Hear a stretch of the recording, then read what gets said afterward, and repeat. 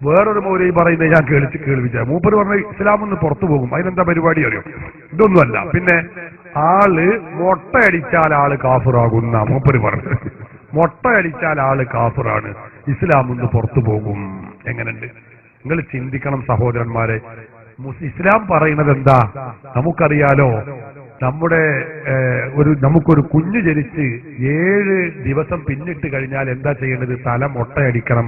അത് സുന്നത്താണ് എന്നാ ഇസ്ലാം പറയുന്നത്. ഇവര് പറയാ തല മുണ്ടനം ചെയ്ത ആള് കാഫിറാകുന്നു. എങ്ങനെയുണ്ട്? നമ്മുടെ നാട്ടിൽ ബാർബർ തൊഴിലാളികൾ എത്രയുണ്ട്? അവരൊക്കെ ഇസ്ലാമിൽ നിന്ന് കാഫിറാകണ ഈ കുഫ്രിയത്ത് ചെയ്യുന്നവരാണോ? എന്താണ് ഇവർ ഈ പറയുന്നത്? അത് അഹ്ലു കിതാബികളെ ജൂതന്മാരെ നസാറാക്കള പരിപാടിയാകുന്നു. കേട്ടോളൂ, അയാളെന്നെ പറയട്ടെ. അല്ല, പ്രസംഗം ഞാൻ കേൾപ്പിക്കും. മുജാഹിദിന്റെ ഖുർആൻ ലേണിംഗ് കോഴ്സിന്റെ ഡയറക്ടർ അബ്ദുൽ ലത്തീഫ് മൗലവി എന്ന് പറയുന്ന മൗലവിയാണ് പ്രസംഗിക്കുന്നത്. അയാൾ പറയുന്നത് നിങ്ങൾ ശരിക്കും ശ്രദ്ധിക്കണം.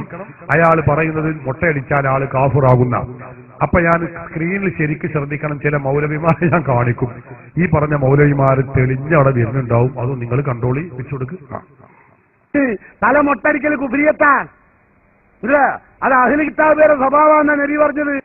തല മൊട്ടടിക്കൽ കുഫ്രിയത്താ. അത് അഹ്ലു കിതാബിന്റെ സ്വഭാവമാണ് നബി പറഞ്ഞത്. കണ്ടോ? കുഫ്രിയത്താന്ന് പറയാൻ മറ്റേ നമ്മൾ ഇതുവരെയും പറഞ്ഞ ബാലുശ്ശേരി മൗലവി ഉണ്ടല്ലോ, മൂപ്പരാണ്. കണ്ടോളികള് ഗൾഫിൽ പോയപ്പോ തല മൊട്ട അടിച്ച് നല്ല സൂപ്പിക്കുട്ടിയായി തൊപ്പിയൊക്കെ ഇട്ട് ഇങ്ങനെ താടികള് തെറിച്ച് വീഴാതിരിക്കുമാറാവട്ടെ. കണ്ടോ? വേറെ 2 മുട്ടകൾ കണ്ടോ? അതാ അത് മുജാഹിദിന്റെ വലിയ നേതാവ് ഖുർആൻ പരിഭാഷകൻ മുഹമ്മദ് അമാനി മൗലവി, അതുപോലെ PK മൂസ മൗലവി പുളിക്കൽ. 2 മുട്ടകളാണ് ആ കാണുന്നത്.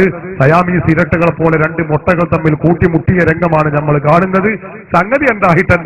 ഇയാള് പറയുന്നു നമ്മളെ നേതാക്കളൊക്കെ നേതാക്കൾ തന്നെ, പക്ഷെ ആള് കാഫിറാണ്, കുഫ്രിയത്താണ്. കാരണം മൊട്ടയടിക്കൽ കുഫ്രിയത്താണ്.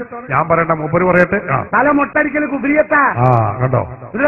അഹ്ലു കിതാബിന്റെ സ്വഭാവമാണ് നബി പറഞ്ഞത്. പറഞ്ഞു കൊടുക്ക്, കാഫിറാണ് എന്നാ പറഞ്ഞത്. നോക്കികൾ, ഇതാ മുജാഹിദ് പ്രസ്ഥാനം. ഞാൻ അങ്ങനെ നേരം വെളുക്കോളം പറയാനും പറയുന്നുണ്ട്. പക്ഷേ നമുക്ക് അധികം അനുമതി ഉണ്ടാവില്ലല്ലോ, അതുകൊണ്ട് ഞാൻ നിർത്തുകയാണ്.